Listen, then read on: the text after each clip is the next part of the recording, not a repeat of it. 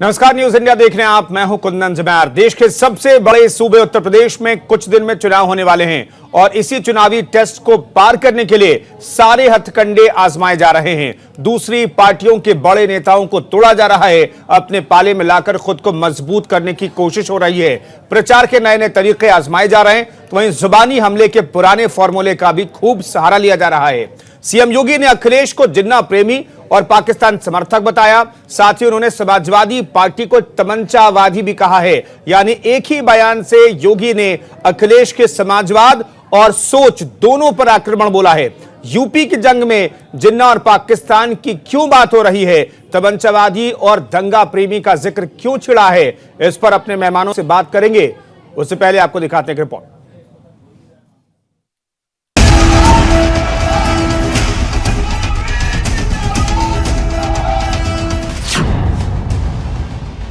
UP के रण में योगी का आक्रमण तेज। अखिलेश यादव पर किया करारा तंज। सपा के समाजवाद पर उठाया सवाल। जिन्ना प्रेमी तमंचावादी दे दिया करार।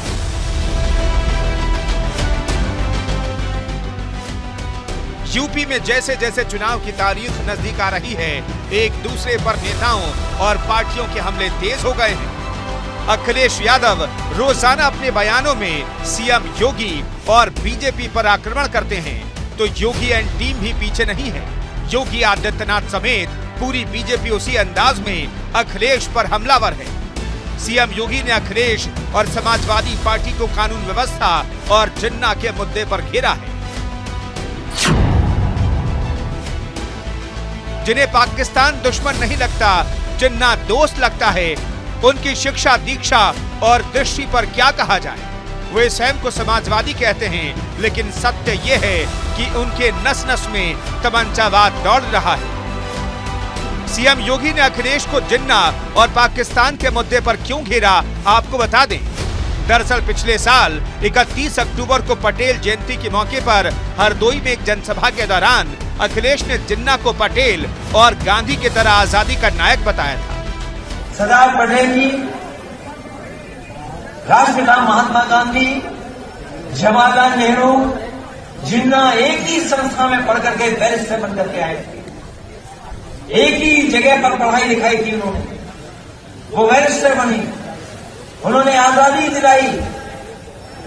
उन्हें किसी भी तरीके से अगर किसी का भी संघर्ष करना पड़ा हुआ तो वो पीछे नहीं हटे। एक विचारधारा जिस पे पाबंदी लगाई, अगर किसी ने पाबंदी लगाई थी तो लोग और सरदार पटेल जी ने उस विचारधारा पे पाबंदी लगाने का काम किया। इसके अलावा अखिलेश का पाकिस्तान प्रेम हाल ही में एक इंटरव्यू में छलका था, जिसमें उन्होंने राम मनोहर लोहिया। तो इंडिया के मुकदमे में आज बात हो रही है समाजवादी पार्टी की, तो बात होगी, लेकिन समाजवादी पार्टी को लेकर के जो कहा है मुख्यमंत्री योगी आदित्यनाथ ने, उस पर चर्चा होगी। इस पर बातचीत करने के लिए कीर्तिनिधि पांडे हमारे साथ, प्रवक्ता समाजवादी पार्टी के मौजूद हैं, अरविंद सिंह प्रवक्ता बीजेपी के मौजूद हैं और अरविंद जयतिलक वरिष्ठ पत्रकार हमारे साथ मौजूद हैं। तमाम मेहमानों का स्वागत है। कीर्तिनिधि पांडे साहब, आखिर ये बयान क्यों?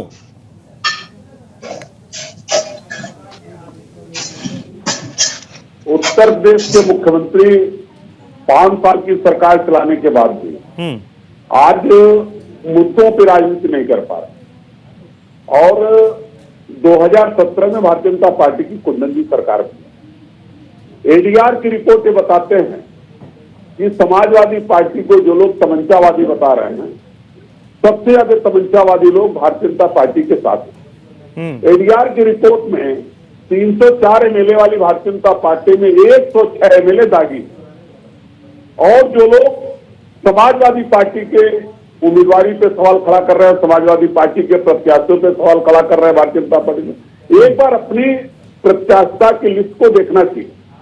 और कुंदन जी, एक बात बहुत स्पष्ट है, उत्तर प्रदेश के माननीय मुख्यमंत्री जी ने 2017 में विधान परिषद के चुनाव में शपथ पत्र दाखिल किया। उस शपथ पत्र में उन्होंने अपने आपराधिक इतिहास को खुद बताया है, और वही काम आदरणीय केशव मौर्य जी ने किया।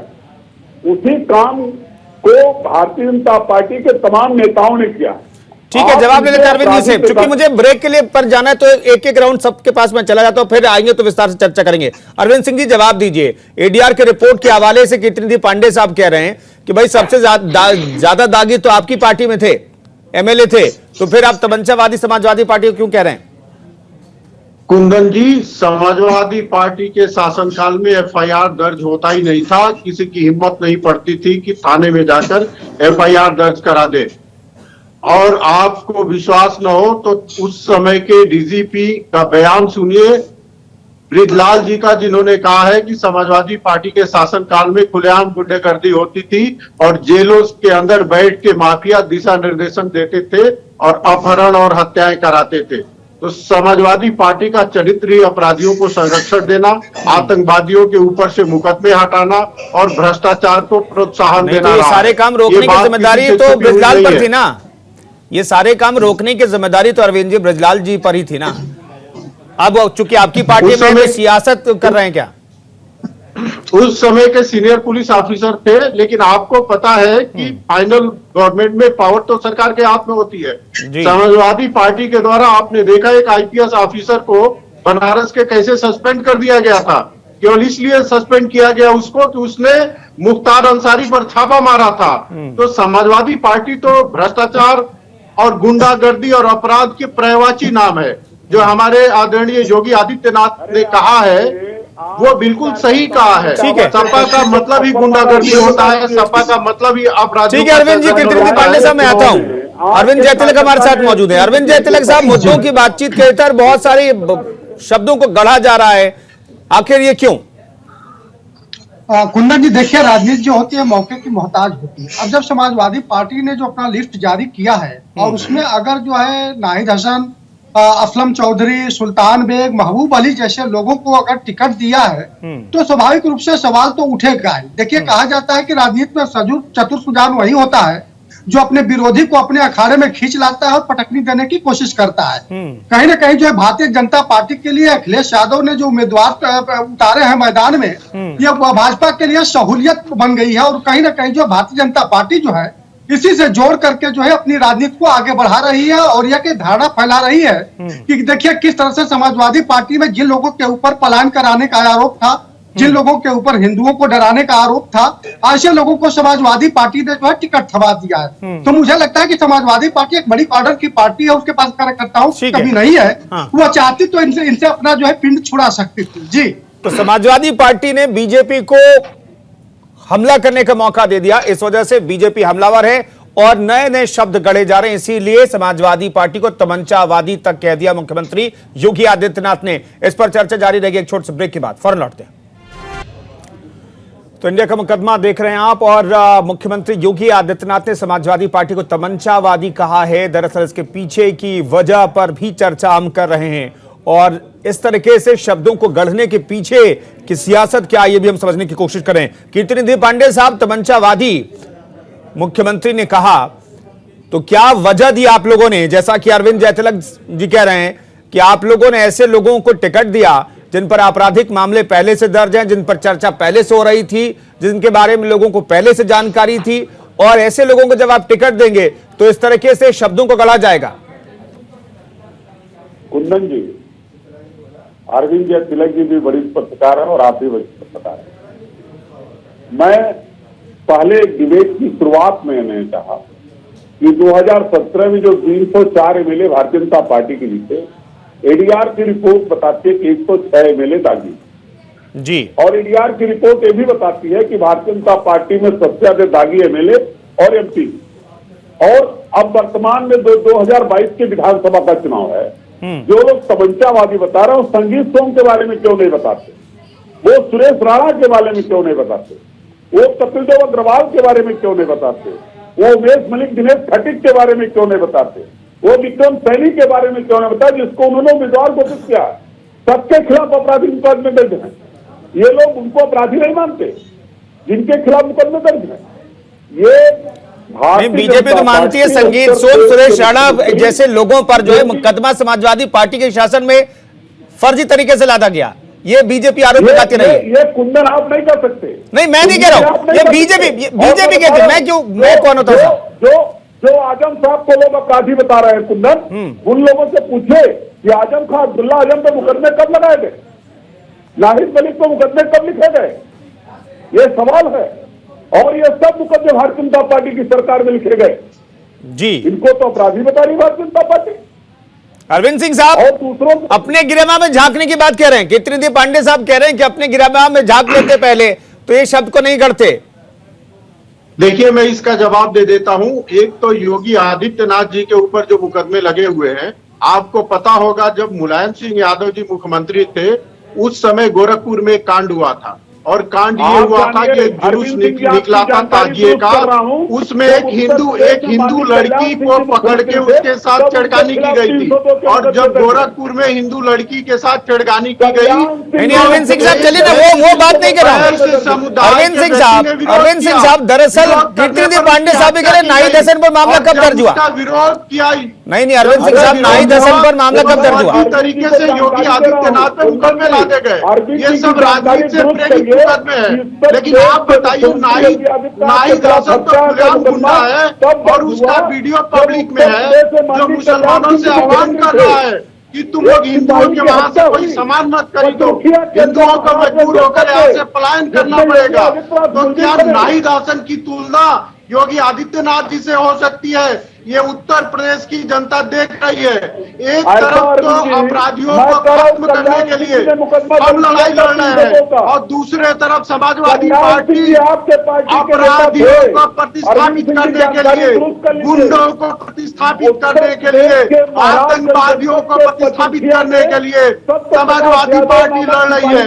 और समाजवादी पार्टी को जब इससे काम नहीं चल रहा है तो अरविंद सिंह साहब ठीक है, कीर्तिनिधि पांडे साहब मैं आपका सवाल ले लेता हूं अरविंद जी से। ठीक है, दोनों को स्क्रीन पर रखिए क्योंकि बहुत गर्मागर्म डिबेट चल रही है। अरविंद सिंह जी को और कीर्तिनिधि पांडे साहब को स्क्रीन पर रखिए, मेरे बैकग्राउंड में से आवाज आने दीजिए। पांडे साहब, आप तो कह रहे हैं, आरोप लगा रहे हैं कि 106 विधायकों को देख लीजिए। अरविंद सिंह साहब, मैं ये जानना चाहता हूं, 106 जो विधायक है उनके बारे में भी तो चर्चा होनी चाहिए ना। जो दागी किस्म के विधायक हैं उस पर बातचीत नहीं होती। देखिए, चर्चा होनी चाहिए और खुल के होनी चाहिए। कौन मना करता है? राजनीति प्रेरित मुकदमे और आपराधिक मुकदमे दोनों में अंतर होता है। समाजवादी पार्टी तो वो पार्टी है जिसका मुखिया ने एक समय कहा कि बच्चे हैं, गलती हो जाती है। बलात्कार को भी जस्टिफाई करने वाली पार्टी। ये बताइए, बलात्कार इतना बड़ा क्राइम है, समाजवादी पार्टी की मानसिकता ये है कि बलात्कार अपराध नहीं है। ठीक है, अरविंद जय तिलक साहब, अरविंद जय गलती मानते हैं। अरविंद जय तिलक जी को स्क्रीन पर लाइए। अरविंद जय तिलक जी, एक चीज बताइए, दरअसल जनता तो कंफ्यूज है, जनता कंफ्यूज हो गई है, कौन राजनीतिक मुकदमे हैं और कौन आपराधिक मुकदमे वाकई में हैं, ये जनता कंफ्यूज हो रही है। कैसे डिसाइड करे? जो विपक्ष में पार्टियां वो कहती है कि भाई राजनीतिक। अरविंद जय तिलक से मैं लेता हूं एक छोटा रिएक्शन। अरविंद जय तिलक जी हमारे साथ मौजूद हैं। जय तिलक साहब।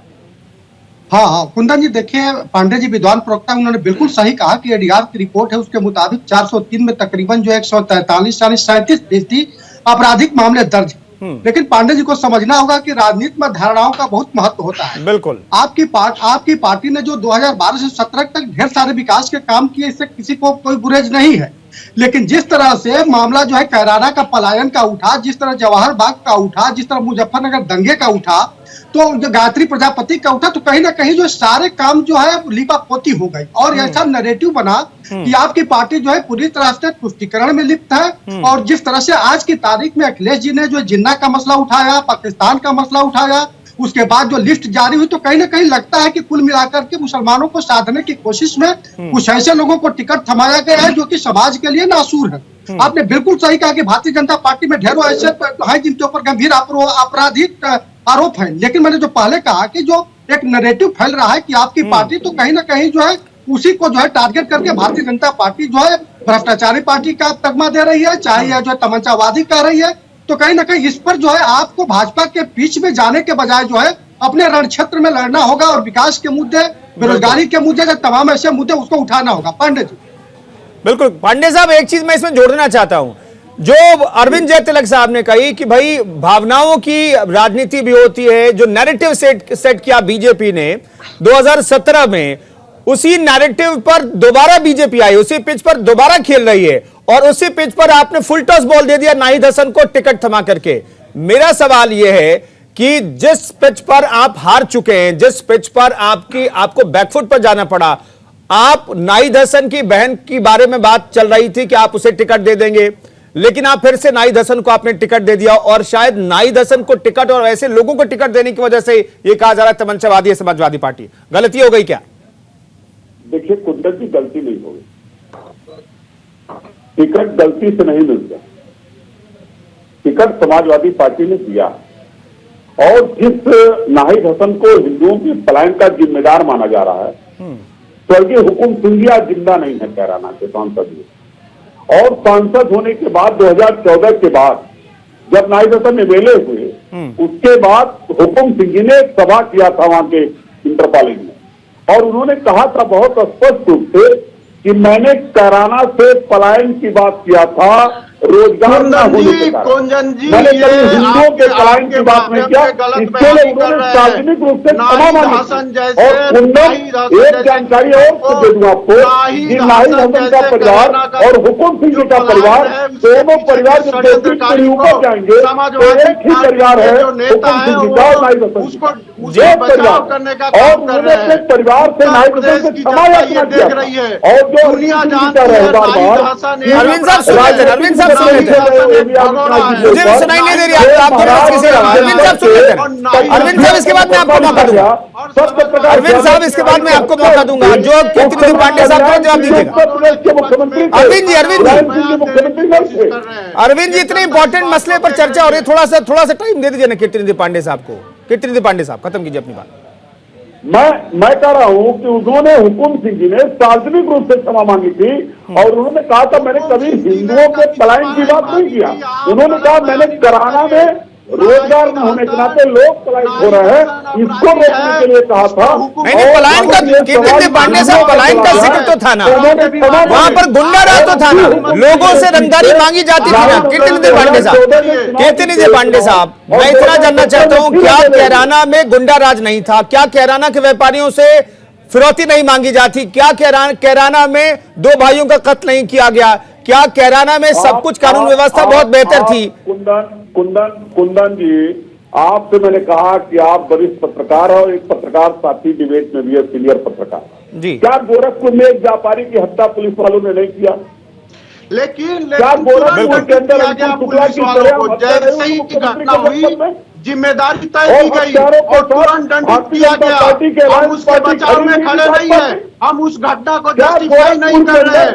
हम ये मान रहे हैं कि जिससे गलती हो उसको सजा देना चाहिए। कीर्तिनिधि पांडे साहब एक चीज बता दीजिए, फिर मैं अरविंद जी के पास जाऊंगा। कीर्तिनिधि पांडे साहब एक चीज बता दीजिए, क्या नाहिद हसन को टारगेट किया गया? पॉलिटिकल मोटिवेशन था उसमें, पॉलिटिकली मोटिवेटेड होकर के नाहिद हसन को टारगेट किया गया? ये बिल्कुल मैं कह सकता हूं कि भारतीय जनता पार्टी के पास अपना विकास का कोई एजेंडा नहीं, वो हमारे वायदों से, हमारे 12 से 17 के विकास कार्यों को भलाई दिया। ठीक है, भारतीय जनता पार्टी ठीक है, पांडे साहब सुन लेते हैं। अब अरविंद सिंह को सुन लेते हैं। अरविंद सिंह साहब आप जवाब दीजिए। अरविंद सिंह साहब, आपके पास कोई विकास का मॉडल नहीं है, इसलिए मुद्दों को भटकाने के लिए ऐसे शब्दों को गढ़ रहे हैं, मामले को भटका रहे हैं, ऐसा है? अच्छा हुआ कि आपने पूछा कुंदन जी। 1947 से लेकर 2017 तक उत्तर प्रदेश में केवल 12 मेडिकल कॉलेज होते थे। आज भारतीय जनता पार्टी के प्रयास से हर जिले में एक मेडिकल कॉलेज बन रहा है। यह है हमारा विकास का मॉडल। उत्तर प्रदेश में हमने 5 इंटरनेशनल एयरपोर्ट बना रहे हैं। ये है भारतीय जनता पार्टी के विकास का मॉडल। उत्तर प्रदेश में हम एक्सप्रेस वे का जाल बिछा रहे हैं। ये है भारतीय जनता पार्टी के विकास का मॉडल। उत्तर प्रदेश में 14 करोड़ जनता को हम राशन दे रहे हैं। ये है हमारा विकास का मॉडल। उत्तर प्रदेश में 1,25,000 करोड़ हमने गन्ना एक एक करके बोले। ये है हमारे विकास का मॉडल।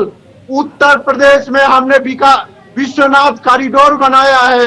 यह है हमारे विकास का मॉडल। उत्तर प्रदेश में भव्य श्री राम मंदिर बन रहा है। यह है हमारे विकास का मॉडल। हम भव्य मथुरा का निर्माण चाहते हैं। यह है हमारे विकास का मॉडल। ये सुनेंगे कहाँ? जब हम कहीं उद्घाटन करते जी। हैं तो समाजवादी पार्टी कहती है ये तो हमारा परियोजना है। हाँ, इनका परियोजना ठीक रहा है। होगा, वो कागज में रहा होगा, लेकिन जमीन पर केवल और केवल भारतीय जनता पार्टी ने उतारा है। और आज उत्तर प्रदेश की जनता इस बात को मान रही है कि उसके लिए किसी ने काम ठीक है। किया है, तो वो भारतीय जनता पार्टी ने किया है। ठीक है, अरविंद समाजवादी जयतिलक साहब, पार्टी ने तो केवल अरविंद गुंडों जयतिलक का साहब, राज मैं कायम एक चीज करवाया। जानना चाहता हूं। एडीआर के रिपोर्ट के हवाले से कहा जा रहा है कि 37% जो दागी और आपराधिक छवि वाले बीजेपी के विधायक भी थे। मेरा सवाल यह है कि विपक्ष जो है लेट से जागा है क्या? अगर आपने वक्त रहते, जिस दिन आप चुनाव हार गए उस दिन से एक एक विधायक के बारे में भी जानकारी आप जनता को देते रहते, तो जिस नैरेटिव से सेट किया गया था, जिस नैरेटिव को सेट किया था बीजेपी ने कि देखिए कैराना में क्या हुआ, कानून व्यवस्था की स्थिति क्या थी, अपराधियों को टिकट देती है समाजवादी पार्टी, उस नैरेटिव को काउंटर कर सकती थी समाजवादी पार्टी और काउंटर करने में बहुत देर लगा दी और ऊपर से दोबारा से फुल टॉस बॉल दे दिया बीजेपी को। बिल्कुल कुंदन जी, आप सही कर रहे हैं। देखिए कैसे धाराएं बनती है जब आप सत्ता में रहते हुए नवंबर 2007 में जिस तरह से कचहरी में लखनऊ के, बनारस के, अयोध्या में विस्फोट हुआ और आप उन आतंकियों को बचाने के लिए मुकदमे वापस लेने का प्रयास करते हैं और हाई कोर्ट की फटकार सुननी पड़ती है। दिक्कत कहाँ होता है जब आप इमरान मसूद जब कांग्रेस में थे, 2014 का लोकसभा का चुनाव चल रहा था, तो उन्होंने कहा था कि मोदी जी आएंगे तो उनको बोटी बोटी काट दिया जाएगा। उस व्यक्ति को आप अपनी पार्टी में शामिल करते हैं। दिक्कत कहाँ होता है जब आप जिन्ना की बात करने लगते हैं, चुनाव में पाकिस्तान की बात करने लगते हैं। आप कौन होते हैं सर्टिफिकेट देने वाले पाकिस्तान को? माना कि सीडीएस की बात को आपने कहा है, माना कि आपकी नीयत भी सही है, लेकिन राजनीति में जो है आपका विपक्षी बैठा है आपको लपकने के लिए, तो अब आप जो है लपक लिए जा रहे हैं। तो फिर दोस्त कह रहे हैं कि विपक्ष जो है कि गलत है।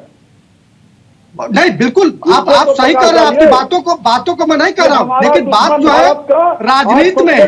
देखिए चाइना है कि पाकिस्तान है?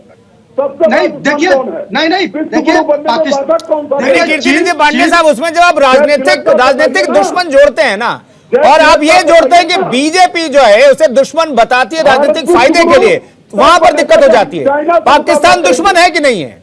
पाकिस्तान दुश्मन है कि नहीं कीर्ति पांडे साहब? और क्या बीजेपी उस पाकिस्तान को दुश्मन बना बैठी है क्या, या देश का दुश्मन नहीं है पाकिस्तान? कुंदन जी देखिए, पाकिस्तान जो है भारत में शरिया कानून से शासन कराना चाहता है, इस्लामिकरण करना चाहता है, जिहाद का शासन। क्या चाइना ऐसा कर रहा है? क्या चाइना से हमारी जो दुश्मनी है भौगोलिक है, जमीन के टुकड़े को लेकर के है। पाकिस्तान तो भारत का पूरा नस्ल बदल देना चाहता है, पूरा इस्लामीकरण करना चाहता है। तो कैसे आप तुलना कर सकते हैं? क्या यह चस्पा नहीं होता है कि आप पाकिस्तान का पक्ष ले रहे हैं? आप बचिए, नहीं तो आप फिर सांप्रदायिक ध्रुवीकरण में नुकसान पांडे जी आपकी पार्टी का ही होगा। आप जैसे अगर समीक्षक रहेंगे तो नुकसान किसी का इस देश का हो। कुंदन जी मैं बोलूं? नहीं, कीर्ति पांडे साहब कुछ कह रहे, सुन लेते हैं, उनकी आ जाता हूं मैं। तो इस देश का नुकसान हो सकता है। जयतिलक साहब, डॉक्टर लोहिया ने कहा था कि अगर भारत को विश्व गुरु बनना है तो भारत पाकिस्तान बांग्लादेश का महासंघ नहीं, तो उसी रूप में क्या अखिलेश यादव ने कहा? नहीं, कीर्ति पांडे साहब सुन लीजिए। पाकिस्तान बांग्लादेश नहीं, भारत विश्व गुरु बनेगा, भारत विश्व गुरु बनेगा, ये संकल्प अपने मन में भी रखिए। देखिए राजनीतिक विरोध अलग है कीर्ति पांडे साहब, राजनीतिक विरोध अलग चीज हो सकती है, लेकिन ये धारणा कम से कम 26 जनवरी से पहले तो अपने दिल में रखिए। कीर्ति पांडे साहब सुनिए ना, भारत विश्व गुरु बनेगा 26 जनवरी से पहले पूर्व संध्या पर यह कम से कम विश्वास तो रखिए कि भारत विश्व गुरु बनेगा। ये विश्वास रखना होगा हर एक भारतीय को और उसी की तरफ काम करना पड़ेगा, सबको प्रयास करना पड़ेगा। मैं कीर्ति पांडे साहब जो आप बात कह रहे थे, मैं इतना जानना चाहता हूं, क्या उसमें अखिलेश यादव ने यह बात नहीं जोड़ी, ये लाइन नहीं जोड़ी कि पाकिस्तान को दुश्मन राजनीतिक फायदे के लिए बीजेपी बताती है? ये जोड़ने के पीछे मकसद क्या है, जरा हमारे दर्शकों को समझा दीजिए कीर्ति पांडे साहब। देखिए कुंदन, जो सबसे महत्वपूर्ण बात सीडीएस जनरल बिपिन रावत जी अब नहीं है, वो लगातार ये बात कहते रहे कि हमारा एक नंबर का दुश्मन चाइना जी, पाकिस्तान हमारा उतना नुकसान नहीं करेगा जितना चाइना कर रहा जी। लेकिन अरे यही बात डॉक्टर बिपिन लोहिया- रावत जी के यही बात सर्जिकल डॉक्टर लोहिया स्ट्राइक का और एयर कहते- स्ट्राइक पे आपने डॉक्टर प्रश्न लोहिया खड़ा ने किया बहुत था। पहले बात कहा स्वर्गीय कि बिपिन भारत रावत को जी विश्व गुरु के बनना है, निर्देशन में तो जो भारत सर्जिकल बांग्लादेश स्ट्राइक और एयर स्ट्राइक पाकिस्तान हुआ था, महासंघ उस पे बनना आपने पड़ेगा। प्रश्न खड़ा और किया था। जिस दिन याद समाजवादी रखिएगा पार्टी कुंदन जी, हमेशा जिस वही दिन भाषा भारत बोलती है पाकिस्तान जो बांग्लादेश पाकिस्तान महासंघ बोलता बनेगा, है। उस दिन पाकिस्तान चाइना भी कोई भारत के ऊपर भारत प्रश्न के खड़ा सामने कर खड़ा रहा होने था की स्थिति में और नहीं अंदर रहेगा। समाजवादी अगर पार्टी भारत भी को विश्व गुरु सेना बनना के है, प्राकर तो तीनों देशों को सवाल खड़ा एकजुट कर करना रही पड़ेगा। थी। लेकिन इनका भारतीय याराना जनता का पार्टी रहस्य क्या है? और जयतिलक जैसे पाकिस्तान से पत्रकार इनको याराना क्यों ऐसी लगता है? परीक्षा करेंगे जरा पूछिए तो इस इनसे। देश का बहुत नुकसान जरा हुआ। पूछिए और इनसे आगे ठीक है चले इनको तो अरविंद जी पाकिस्तान से प्रेम क्यों है? अरविंद जयतिलक साहब, एक चीज और मैं जोड़ना चाहूंगा इसमें। जी, जी। क्या आप समाजवादी पार्टी अध्यक्ष से एक के बाद एक गलती हो रही है? जिस चर्चा की शुरुआत में आपने कहा कि आप बीजेपी के पिच पर जाकर के खेलने की कोशिश कर रहे हैं और वहां पर वो माहिर है। मैं ये जानना चाहता हूं, आपने जिन्ना की तारीफ तो कर दी, उनको लौह पुरुष के साथ कंपेयर कर दिया, गांधी जी के साथ कंपेयर कर दिया, वहां पर तो गलती हुई। उससे एक कदम और आगे बढ़ गए क्या? बिल्कुल कुंदन जी, आप सही कह रहे हैं। देखिए, पांडे जी बार बार डॉक्टर लोहिया को कोट कर रहे हैं। मैं लोहिया को बहुत पढ़ता हूं और देश हित का सबसे बड़ा जो है पुरोधाओं में से मैं उनको मानता हूं। उन्होंने समान नागरिक संहिता पर जम करके उसका समर्थन किया था। क्या समाजवादी पार्टी आज की तारीख में समान नागरिक संहिता का समर्थन करेगी? बिल्कुल नहीं करेगी। तो समस्या यह कि एक तरफ आपका जो है डॉक्टर लोहिया पसंद आते हैं और सुन लीजिए हाँ, पांडे जी बात पूरी हो जाने दीजिए। पांडे साहब सुन लेते ना, पांडे साहब सुन लेते, पांडे साहब सुन पांडे जी लेते, सुन लीजिए, जयतिलक जी को सुन लेते, पांडे साहब सुन लेते। गुरु बन जाएगा कि नहीं बन जाएगा? सुन लीजिए पांडे जी, आप बिल्कुल सही कह रहे हैं। देखिए, जिस समय डॉक्टर लोहिया ने बात कही थी तब तक आज तक देश बहुत बदल चुका है। उस समय करीब 12-13% पाकिस्तान में हिंदू थे, आज 1.5% बचे हैं। बांग्लादेश में 21% हिंदू थे, आज की तारीख में 9% बचे हैं। तो वो परिस्थितियों से और आज की परिस्थितियों से आप जोड़ करके बांग्लादेश पाकिस्तान को साथ लेके महासंघ नहीं बना सकते हैं। जिस तरह पाकिस्तान हर जो है वैश्विक पटल पर जो है भारत का विरोध कर रहा है, जिस तरह से जो है इस्लामिक शरिया कानून भारत में चाहता है, आप कैसे कह सकते हैं? आप कैसे कह सकते हैं? नहीं, पाकिस्तान हमारा दोस्त है क्या? जी बोलूं? पांडे साहब नहीं, एक सवाल ले लेता हूं, आपके मतलब का सवाल अरविंद जी। पांडे साहब, पाकिस्तान हमारा दोस्त है क्या? मैं कतई इस बात को नहीं कह सकता पाकिस्तान दोस्त है जी। पाकिस्तान मेरा दोस्त नहीं है, लेकिन कभी कभी कुंदन जी रणनीति का हिस्सा है कि बड़े दुश्मन से निपटने के लिए छोटे दुश्मनों से हाथ मिलाना पड़ता है। अगर चाइना से मुकाबला पाकिस्तान से हाथ मिलाएंगे हम? भारत को विश्व गुरु कितने दिन पांडे साहब पाकिस्तान से हाथ मिलाने की बात कह रहे हैं आप? महासंघ बनाना पड़ेगा। मैं कह रहा हूं डॉक्टर लोहिया को इस बात को चरितार्थ करना पड़ेगा। नहीं, मेरा सवाल है, कितने दिन पांडे साहब के पाकिस्तान से हमें हाथ मिलाना चाहिए? नहीं, कुंदन जी, मैं जवाब कह रहा हूं, आ रहा हूँ पांडे साहब से जवाब लेना, उसके बाद आ रहा हूं अरविंद जी। मैं किसी भी दशा में पाकिस्तान को अपना शुभचिंतक नहीं मानता जी। पाकिस्तान भारत का शुभचिंतक नहीं होता, लेकिन अगर भारत को विश्व गुरु बनना है तो डॉक्टर लोहिया के उस सिद्धांत का अनुपालन करना पड़ेगा।